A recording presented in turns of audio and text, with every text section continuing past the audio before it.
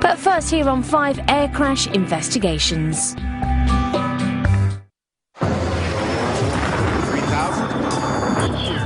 We're not getting any oxygen. We have the terrain alarm. Even Tower Aero Peru 603. We are in an emergency.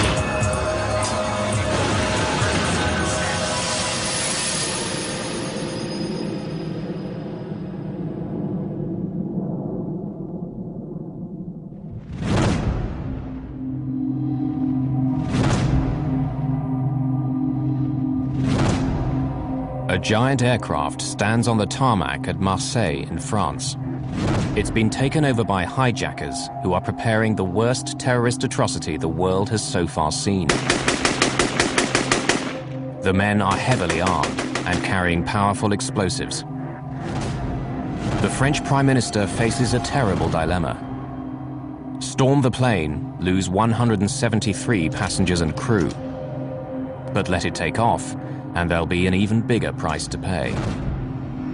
This will become a blueprint for defeating a terrorist hijacking. With eyewitness testimony and video recordings, this is the inside story of the hijacking the world forgot.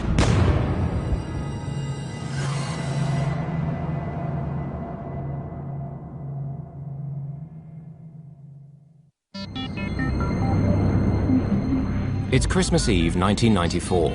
An Air France jet is on final approach to Algiers airport.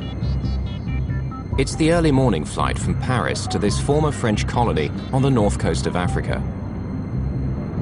The plane is an Airbus A300 with a crew of 12 on board. 3 greens. This is no ordinary landing. Algeria is in a state of civil war. The area around the airport has been the scene of fierce fighting. There's a very real threat of missiles being fired at the plane as it comes in to land. The flights to Algiers are only done by volunteers because of the terrorist threat. We're all aware of it. We accept the risk. So dangerous is it that Air France, the French state airline, has asked its government if it really needs to continue these flights to Algiers. So far, there's been no reply. 100 feet. 50 feet. 20 feet. We got press engage. The captain of Air France Flight 8969 is Bernard Delem, a highly experienced pilot. This is his first ever television interview. The events are still so threatening to him that he'll only appear in silhouette. There were some security measures, like on any other flight, and a few extra ones since we were in Algiers. But at my level, I had no qualms about flying there. Even now, 10 years later, I can still say that I like doing in Algiers.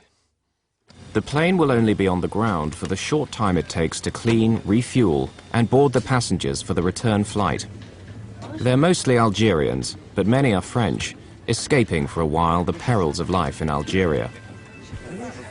3 years earlier, Islamic fundamentalists had won the elections there, hoping to install an Islamic state. But then the military seized power and imprisoned their leaders. Since then, Algeria has descended into chaos. Boarding is nearly over, but then... Presidential police, you two take the rear. Another sign of the fraught security situation, police board the plane for one more check. Police, nobody move, please. Presidential police, we're carrying out an identity check. All right. No, you stay here, we'll handle it. It'd be best if I made an announcement. Okay, go ahead.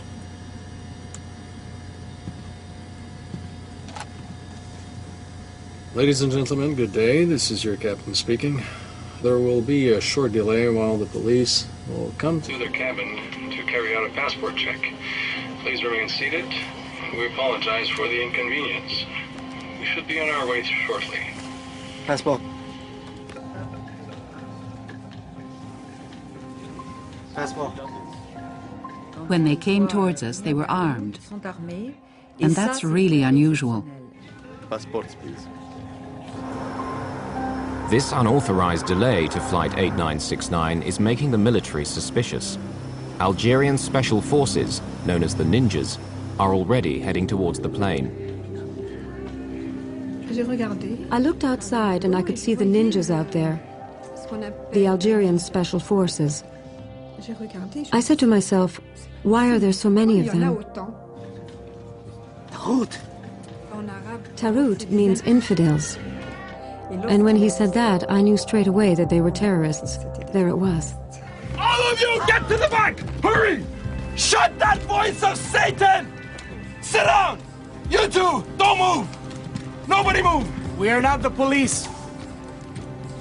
We are Mujahideen. The men are not police, but terrorists.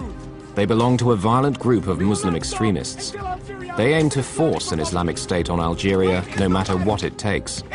And seizing the plane is part of that plan. Inshallah! When that happened, it was like a rock falling. Like lead. I don't know which. It was horrifying. Look at this! This is a very powerful bomb! There are others just like it! Ready for a great fireworks show in the sky! We are the Mujahideen of the people! God has chosen us to die, and you to die with us! The leader, 25-year-old Abdullah Yahya, is a notorious killer. There is nothing to fear!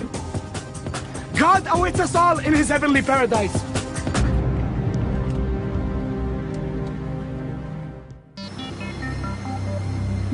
Outside, news spreads quickly, and reporters arrive at the scene. In Paris, the French Prime Minister is urgently recalled from his Christmas holiday. It's an international crisis. I spent the whole afternoon on the phone trying to find out exactly what was going on. It was pretty confused. The Algerian authorities were determined to get tough, and it was difficult to discuss the problem with them.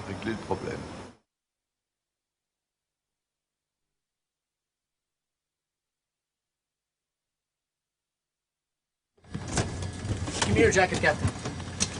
Back in Algiers, the terrorists decide to put on the flight crew's uniforms to confuse any army snipers. Meanwhile, in the cabin, one of the terrorists is not happy with what he sees. Cover your head! Cover your head more! You too! Their Islamic customs were not being respected. Men and women sharing the same toilets, sitting next to each other, and above all, women with their heads uncovered. Unacceptable! Move towards the back! That was intolerable for Lotfi, and it threw him into a rage. What do you mean?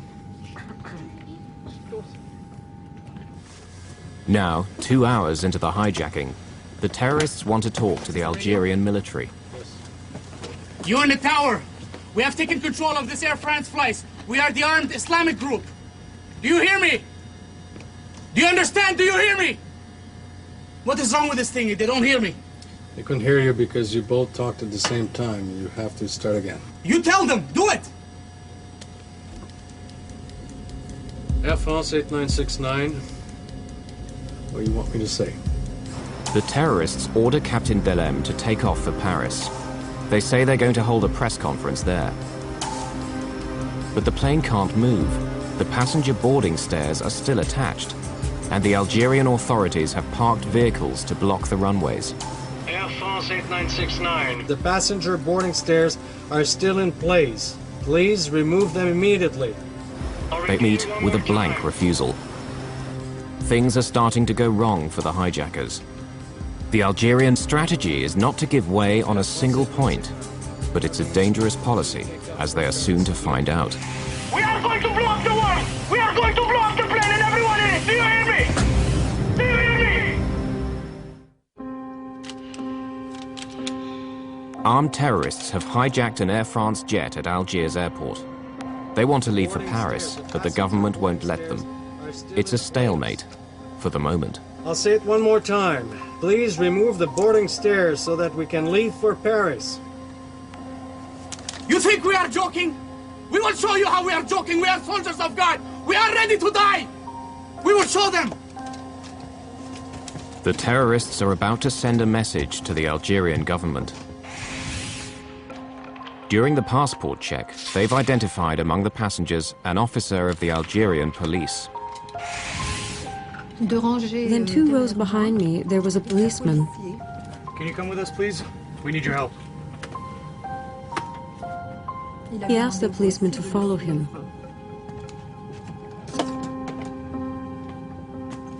It's crazy, I don't know if he knew, but he was very hesitant.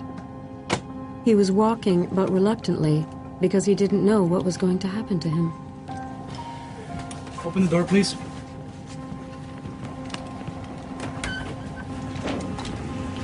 So please take our message to the government.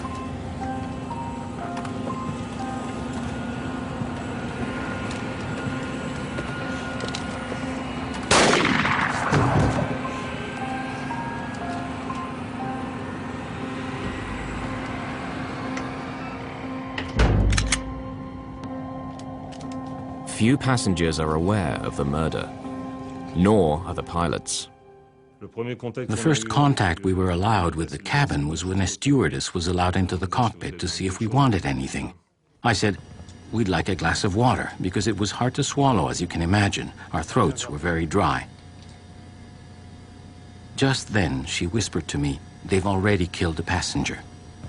I was dumbfounded because we had no idea. We'd heard nothing. But the passengers are growing more concerned about what's going on outside. There are signs that the Algerian Special Forces are preparing for an armed assault. The biggest worry that we all had was that the ninjas, the Algerian Special Forces, would attack the plane. Things were going on inside the plane, sure, but anything that would come from the outside would upset things, and that scared us. As French Interior Minister at the time, Charles Pasqua knows exactly how the ninjas operate. They were trained by us. We were taking a considerable risk by letting this plane stay in Algiers, because we knew that although the Algerian forces were perfectly capable of ending the siege, it would have ended in a bloodbath. The Algerian military maintain their hard line, so the terrorists are about to raise the stakes again. Another passenger must die. When they came for the second passenger, we knew things were going wrong.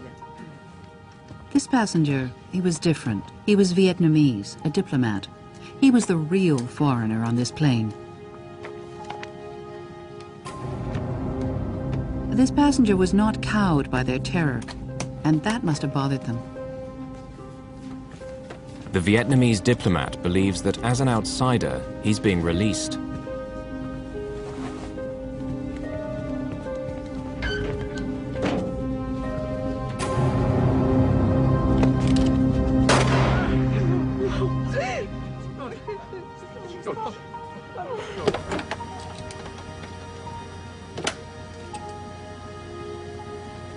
The stewardess went back to the cabin and came back with a bottle of water and some glasses. She served us and whispered, it's not 1 now, it's 2.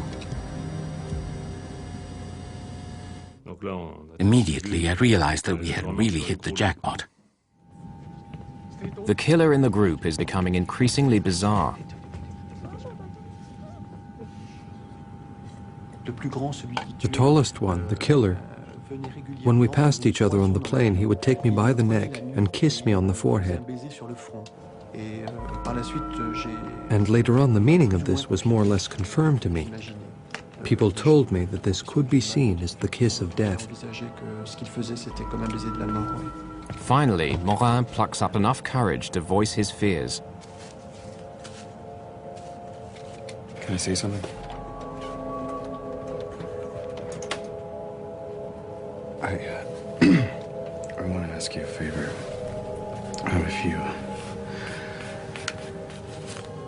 If you decide to kill me, I want you to promise me I don't want to be killed by a bullet in the back, because when I die, I want to be able to see your face. What are you afraid of? Well, it's impossible not to be afraid with what's going on the plane. You don't need to worry. Because if I kill you, you will be a martyr. You will go straight to paradise.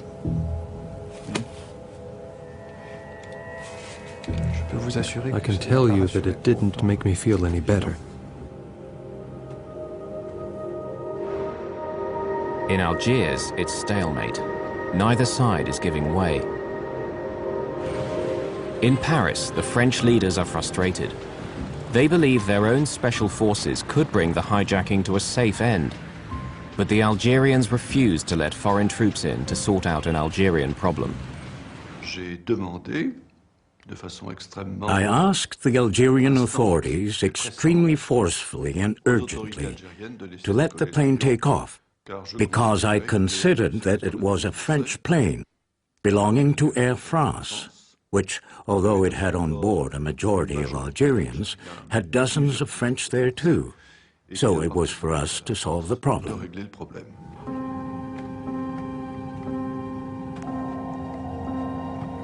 Night falls.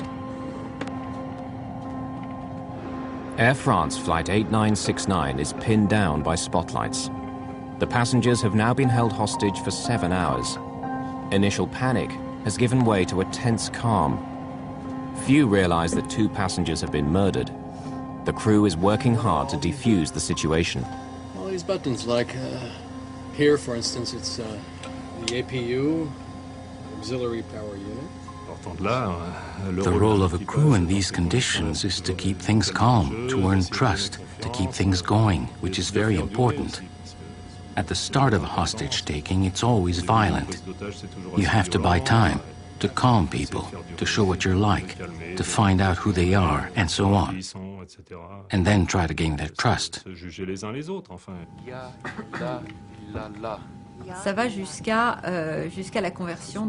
There was the conversion to Islam of 2 stewardesses, of whom I was one. It was a request from the terrorists. I don't have any disrespect for believers, but if it could help calm the terrorists down, then I didn't have any problem faking a conversion. We are going to blow up the world! We are going to blow up the plane and everyone in it! Do you hear me? Do you hear me? Negotiations secure the release of 63 women and children, but still the Algerians won't let the plane go. Around 2 a.m., the captain tours the cabin for the first time. He finds 2 of the hijackers asleep on the floor. There were 2 of them lying on the floor, between door 1 left and door 1 right. I thought, look, 2 of them are asleep, one's at the rear, there's only 1 in the cockpit.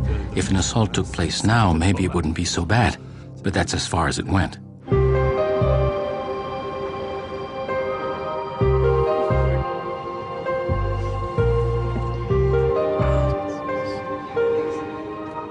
It's Christmas morning.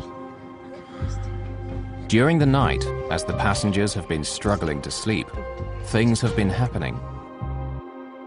The French government has decided to send its special forces to the island of Majorca, as close to Algeria as possible without being accused of interfering. Colonel Denis Favier was then a major in charge of the French counter-terrorist unit, the GIGN. Since the hijacking, it's feared that terrorists have put a price on his head, and he doesn't want his face to be seen. The decision was taken to send GIGN to Majorca. An Air France aircraft was put at our disposal, identical in every respect to the hijacked aircraft, as well as an experienced crew who knew the technical side, all the details of the plane. En route to Majorca, Major Favier's men have familiarized themselves with every detail of the A300 Airbus, in the expectation that they will get the chance to attack the plane. The Algerian government has another trick up its sleeve. They've managed to identify the terrorist leader, Yahya, and bring his mother to the microphone to try to weaken her son's resolve. Ma! Ma! I love you, but I love God more! The Algerian government's tactic misfires. It sends Yahya into a boiling rage. They went and got my mother. Can you imagine that? My mother! They went and dragged my mother over here! How many French are back there? One man and woman. Go get the man. What do they think they're playing at? What do they think they're doing?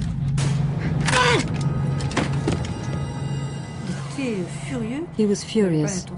He had no intention of changing his mind. Even the love of his mother, even his mother couldn't do anything. Until now, the terrorists haven't targeted any French citizens. But their time has come. 2 staff members of the French embassy are on board, a secretary and a young chef.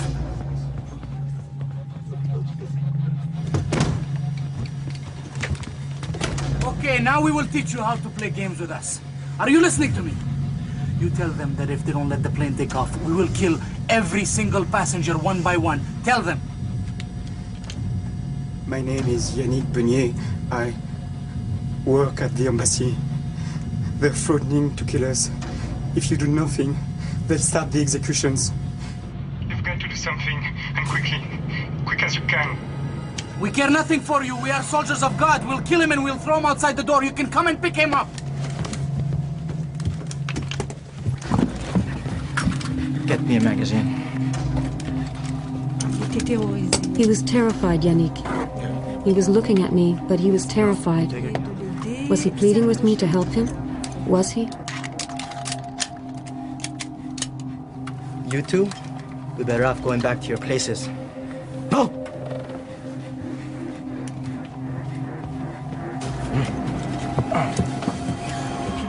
I was saying to myself, no, it's not possible. It can't happen like this. It's not possible.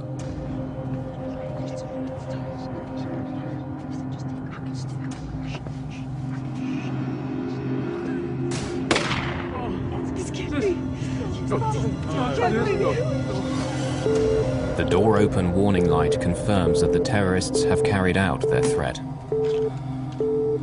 Air France 8969. You happy now? See what you get when you play tough. We witnessed at a distance the execution of this man. It was something we lived through with great emotion in Paris, because we were patched into the conversations between the plane and the control tower. The French government can no longer stand by and do nothing. Prime Minister Balladur gets on the phone and threatens his Algerian counterpart. I told him that I would hold the Algerian government responsible for what happened and make it known to international opinion. Balladur's threat works. The Algerian president caves in. Finally, after 39 hours of terror, Flight 8969 can leave for France. Just then, there it was. We could leave. In the plane, there was a joy you could not imagine.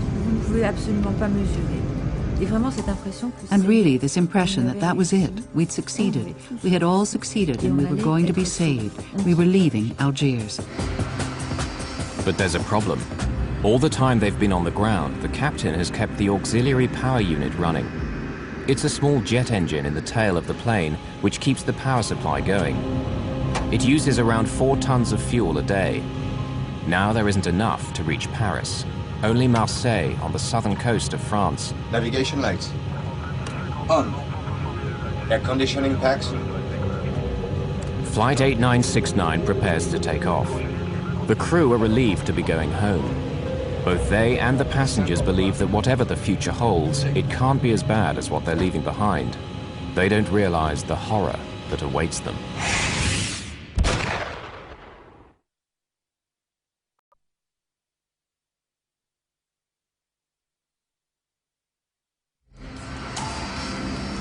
After 2 days of terror and the death of 3 passengers, the Algerian authorities are allowing Flight 8969 to leave for France. The terrorists say they're going to hold a press conference there. Before takeoff checklist completed. But before he takes off, Captain Delem is seeking an assurance from the terrorist leader. What is it? You want to get to Paris to talk to the journalists. I'll take you there. But I want to know if you're going to blow up the plane between Algiers and Marseille. Why do you ask if I'm gonna blow up the plane? Because the responsibility for these passengers is on my shoulders. No, there's nothing to worry about for you or the passengers. We fly to Marseille, like you said, refuel the tanks, and then we go to Paris. I give you my word. All right. Me, I believed them when they told me that the plane would not be blown up between Algiers and Marseille. I don't know if they would have given me the same answer between Marseille and Paris. When someone's got explosives, they're not for making a birthday cake.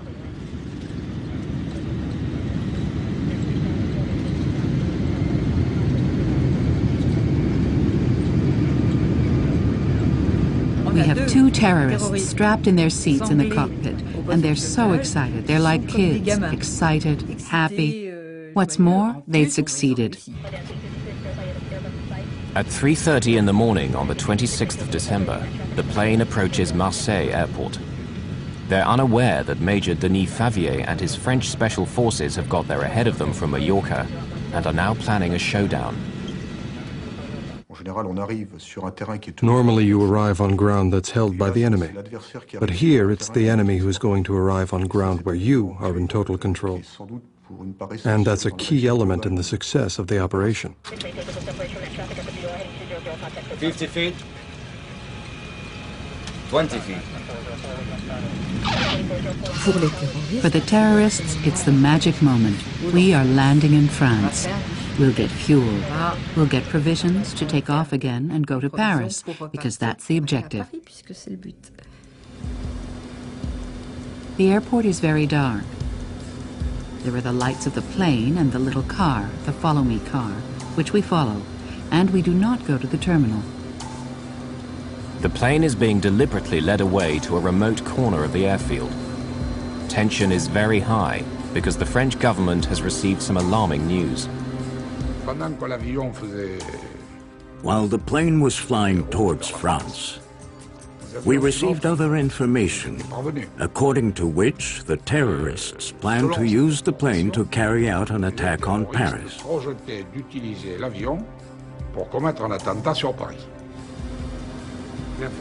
The information was credible, and we took it seriously.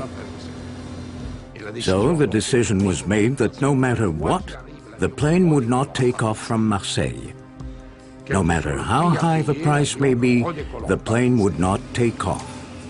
We picked a very precise spot for the plane to park, and then we just played for time.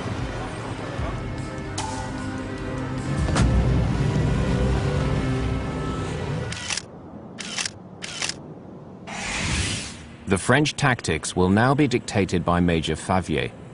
His plan is to wear the terrorists down. Whilst always appearing conciliatory, the French will spin out negotiations as long as possible. They know that Yahya and his men must be tired. The hijacking has now gone on for almost 2 days. Air France 8969, we require immediate refueling. 27 tons! 27 tons. The terrorists have learned from the flight crew that 27 tons of fuel will fill the tanks, far more than the 9 tons needed for the journey to Paris. It appears to confirm the intelligence report that the plane is to be used as a firebomb. They say it's not possible because of the killings, because of what happened in Algiers. It's in all the papers. The workers who do the refueling are afraid. They won't come near the plane. Tell them we want to go now. We'll do a press conference in Paris. Air France 8969, they want to leave for Paris right away. They wish to hold a press conference in Paris.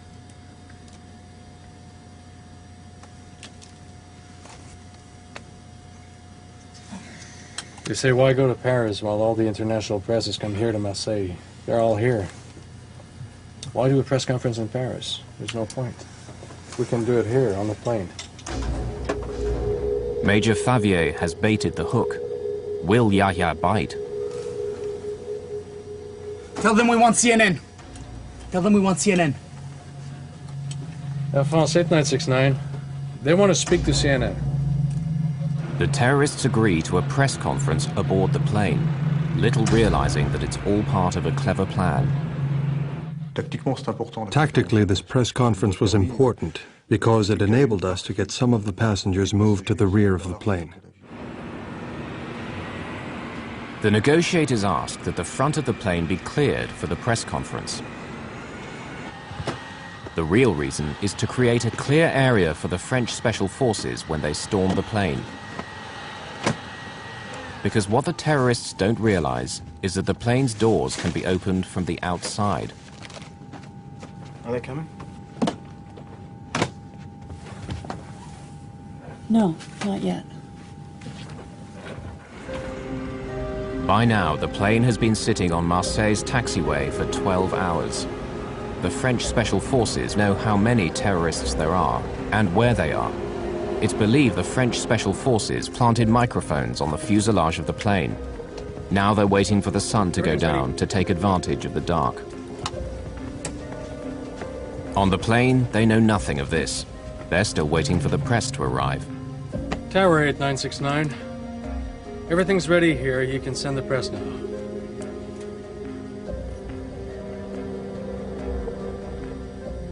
(8969). What do you mean they're not ready? No. You said they were ready over an hour ago and you were going to get them. Come on, there's not much time left. There must be hundreds of journalists there. This will be the biggest scoop of their careers. They're up to something. We can't stay here. I assure you, it's... Captain, move the plane over there. I promise you, we'll be... Captain, move it right now. Do it. Move the plane over there where the other ones are. We'll be fine. I promise. Move the planes! Go over there where the other ones are! Do it! Do it! Let's go. Start engines. Suddenly, all Major Favier's plans are in disarray. Yahya, the terrorist leader, now has the initiative. Tactically for us, the situation was very bad. Our positions were based on the plane being parked at point A, and all of a sudden it's at point B. So we have to reorganize very quickly. Captain Delem is forced to park right at the foot of the tower, close to the terminal and other flights. If they blow up the plane now, the casualties could be enormous. Tell them it's too late now! There won't be a press conference. It's too late. It should have been done. Tell them to fill the tanks. We're leaving. They have until 5 o'clock. At 5 o'clock, we're taking off. Tell them, Captain, do it. I've had it. Do it. Air France 8969. Major Favier is having his men picked up as fast as possible to move to new positions. He puts snipers on the terminal roof, where they'll have a view of the cockpit. He only has a few minutes to set up his emergency plan. A cavalry charge of passenger boarding stairs. 3 air stairs and 30 men. This is the plan. Penetrate by the 2 rear doors, with 2 teams of 11 men each at the rear right and rear left doors, and then a penetration by a smaller team of 8 men at the front right door to gain control of the cockpit, since we know that the terrorist leader is in the cockpit. Our intention is to cut off the cockpit from the rest of the plane. By 5 o'clock, no fuel has been delivered. The authorities have no intention of allowing the plane to take off. 5 o'clock comes round, and there, it's the moment when Yahya has to do something.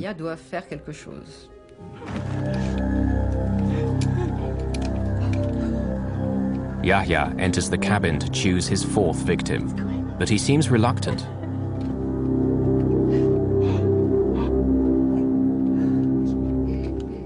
He chooses a member of the crew, the youngest, the most foreign, who had made the mistake of telling him he was an atheist.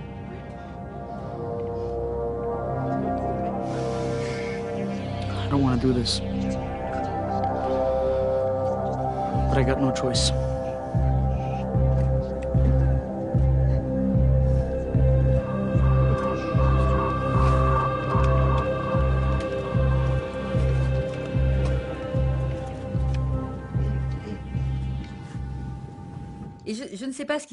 I don't know what was going on in Yahya's head, and we never will. I don't know if he changed his mind, but he kept putting off this execution. So instead of that, he fired on everything around. qu'il y a autour de lui.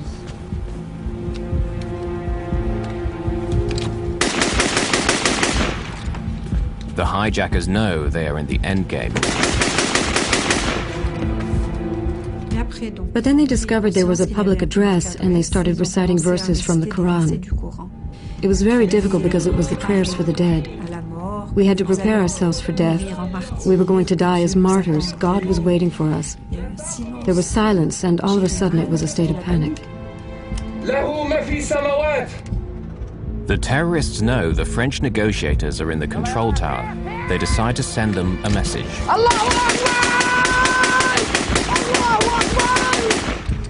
One of the terrorists opened the side window of the cockpit and hosed down the control tower. The glass shattered all around us. We were literally machine gunned. Since we had landed in Marseille, there had been some moments of tension, but nothing like what seemed to be about to happen. Comme ça avait l'air de se présenter. We're gonna succeed in our mission, Captain. Don't worry about that. Major Favier has been given carte blanche by the French Prime Minister Edouard Balladur. He decides the moment has come to act. When the terrorists started firing with an automatic weapon on the tower, there was danger inside the plane, so we now had justification for an armed attack. That attack was carried out from the air stairs, which are mobile vehicles.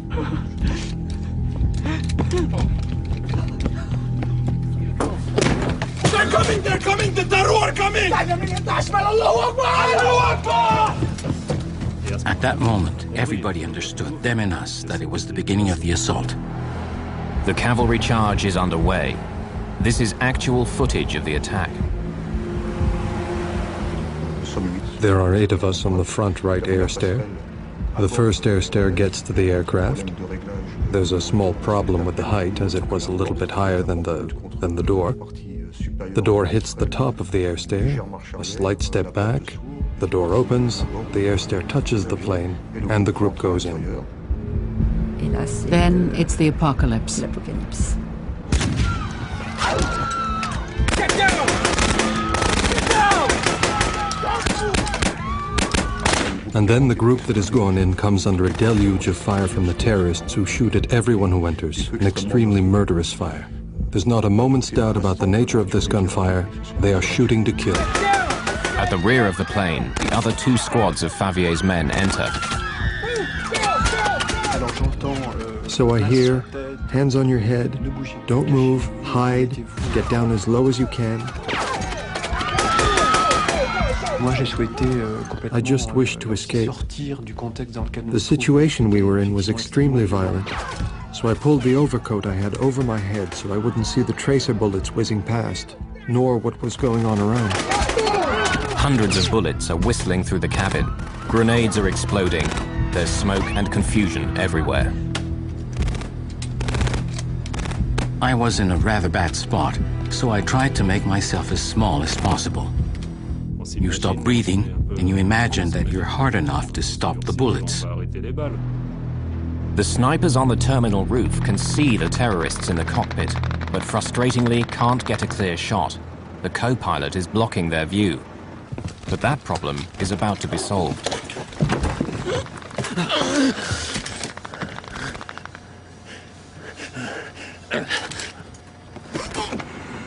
Actual video footage shows the co-pilot, Jean-Paul Borderie, falling onto the hard concrete. Yet he still manages to stagger away to safety.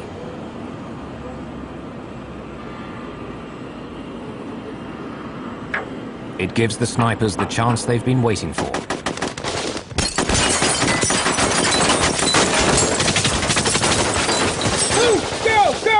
At the rear of the cabin, the French Special Forces is evacuating the passengers through a hail of gunfire.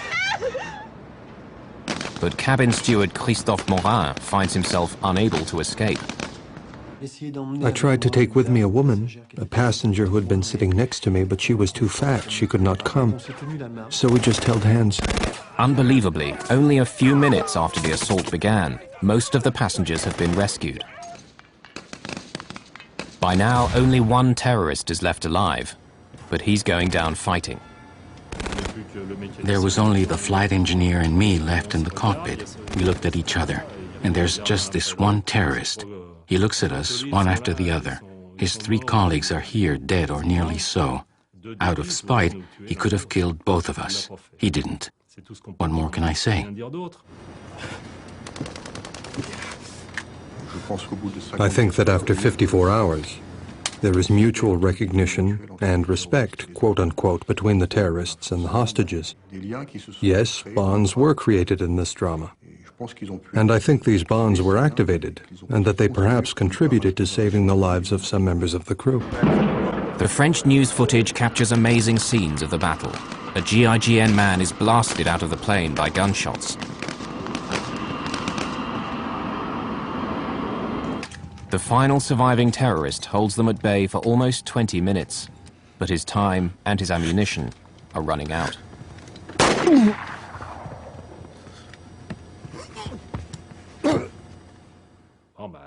The flight engineer and I looked at each other. We knew exactly the situation we were in. As long as there were gunshots, we knew we could die. But once it stopped, or when we thought it had stopped, then we said, all right, it's over. But it's not over yet for the captain and his flight engineer. The GIGN aren't sure who are the terrorists and how many are still alive. Everyone is suspect.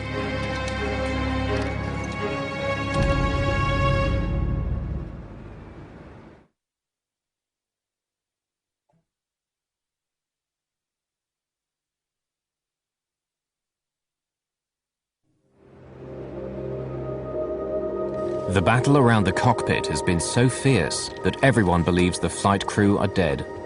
The French special forces suspect that any survivors may be terrorists in disguise. The flight engineer is hustled off the plane and handcuffed. Get up! Hands on your head. I'm the captain of the plane. Now we'll get out. But not with my hands on my head. I would never have left the cockpit with my hands on my head. After all I have been through, I would not be punished like a child. When we saw Bernard and Alain come out, we couldn't believe it. Alain was handcuffed and his shirt was covered in blood. He said, "I'm deaf, I'm deaf." But we said, "Yes, but you're alive." We told them, "He's our flight engineer, let him go." It was incredible.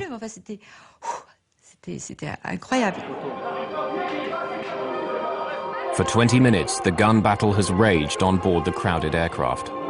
Hundreds of shots have been fired, numerous grenades exploded. Yet all 173 passengers and crew have survived. Captain Delem himself escaped with bullet wounds to his right elbow and thigh.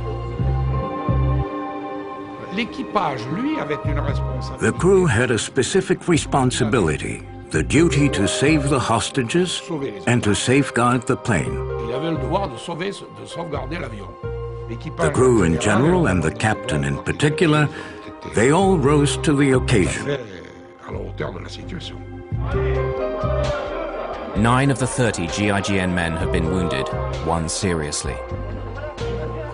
When I assessed the gravity of the GIGN men's injuries, and when we learned that none were fatal, then yes, I could consider that the operation overall had been a success. Out of the 161 passengers who survived the hijacking, only a few have suffered slight injuries. A huge relief to the French Prime Minister. I cannot say that I was calm that day, but I considered that there was no other decision to be made than the one I took. So the only thing that was left for me was to hope that things would unfold well. And as a matter of fact, they unfolded exceptionally well. I would not have dreamed that they would go that well. All the French special forces and the crew members received high national honors for their courage. For a long time, I kept seeing the faces of the 3 dead passengers that I couldn't save. Then, when the time of the medals came, I realized that I had helped save 170 people. It's a lot more gratifying, and it allowed me to mourn and get over it. I don't wear the medal, but I'm proud of having it, and I consider that we deserved it. We only did what we were supposed to. Our job. It was a textbook mission, one of the most successful anti-terrorist operations ever carried out. But the traumatic experience will never leave the survivors. Zahida Kakachi, the passenger, could not stay in Algeria. She became so anxious about her safety, she emigrated to France. Stewardess Claude Bernard was thanked by Air France, but never worked for them again. Christophe Morin suffered the same fate. Since this horrific experience, his outlook on life has changed radically. He now works for a charitable organization. Captain Delem eventually returned to flying duties. After a further 9 years of service, he's recently retired from Air France. Later, a former leader of the Algerian terrorist groups, Omar Chiki, confirmed that the plan had been to blow up the plane over the Eiffel Tower, the symbol of the French nation. Hundreds might have been killed when the plane crashed down onto the crowded streets of Paris. They never tried again, and the world would forget this hijacking. Until 7 years later.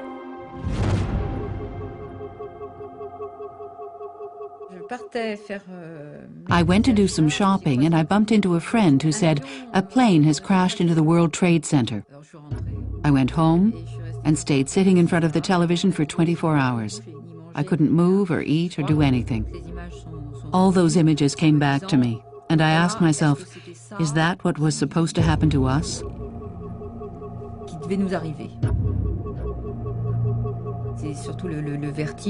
Above all, I kept thinking, we had apprentice terrorists, boys who didn't understand very well what they were doing. But voila, they taught everyone a lesson.